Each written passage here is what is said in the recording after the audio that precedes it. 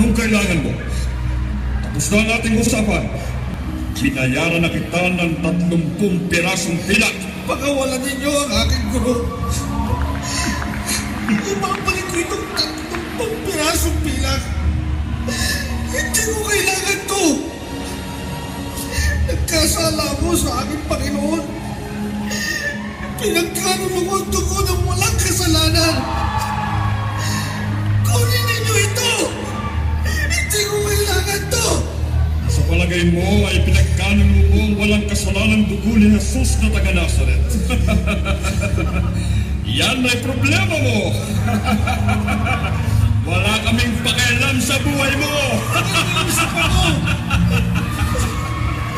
Dalhin mo na lang ang mga pilak na yan at umalis ka na! Oh,